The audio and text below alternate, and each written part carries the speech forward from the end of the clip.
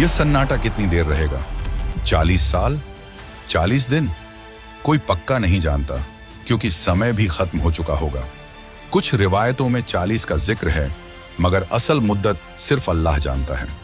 मुर्दे मिट्टी में मिल चुके होंगे, हड्डियां गल चुकी होंगी, लेकिन रूहें आलम बरज़ख में इंतजार कर रही होंगी। नेक लोगों को वहां सुकून होगा, लेकिन काफिरों और बुरे लोगों को कब्र का अजाब मिल रहा होगा।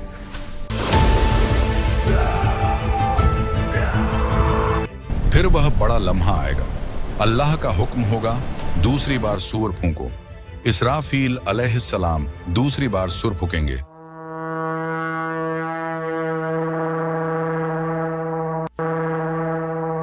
जिसकी वजह से जमीन हर तरफ से फटेगी, कब्रें खुलेंगी, पहले हाथ, फिर बाजू और फिर सर बाहर निकलेंगे। हड्डियां आपस में जुड़ेंगी, उन पर गोश्त चढ़ेगा, बाल उगेंगे और आंखें अपनी जगह पर आ जाएंगी। हदीस में बताया गया है कि अल्लाह आसमान से एक खास बारिश बरसाएगा, जिससे जिस्म ऐसे उगेंगे जैसे खेत में बीज उगता है। लोग बिना कपड़ों के मिट्टी में सने हुए डर से कांपते हुए उठेंगे।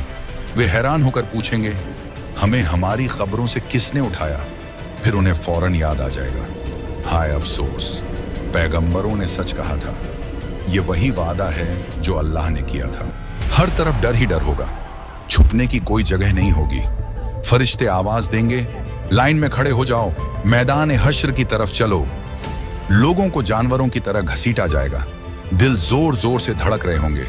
होंठों पर बस एक ही सरगोशी होगी, या रब, या रब। लेकिन अब दुआ मांगने का समय निकल चुका है। जब दुनिया में मौका था, तब अल्लाह को भुला दिया था।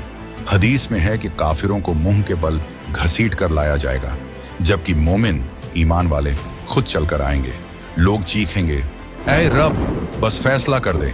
ये इंतजार जहन्नम की आग से भी ज्यादा भारी होगा। लोग सिफारिश ढूंढेंगे ताकि बस फैसला हो जाए।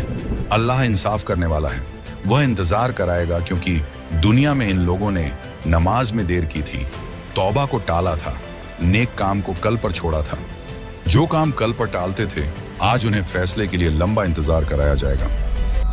अचानक दूर से भयानक धमाकों की आवाजें आएंगी। ऐसा लगेगा जैसे हजारों ज्वालामुखी एक साथ फट रहे हों।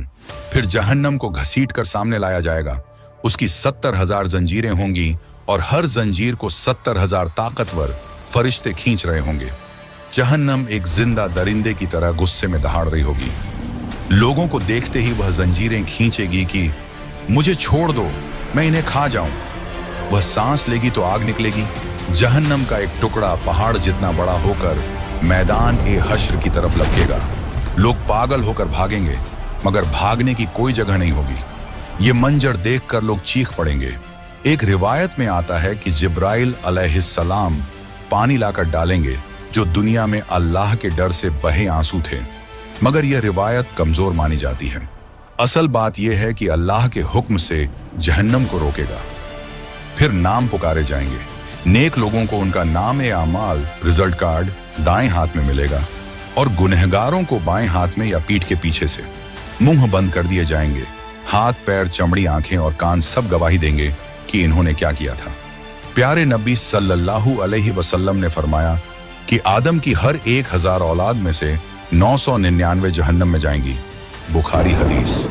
लेकिन घबराइए मत, पूरी हदीस का मतलब यह है कि इसमें याजूज माजूज और पिछली उम्मतें भी शामिल हैं। हमारी उम्मत मोहम्मदिया पर रहमत ज्यादा होगी।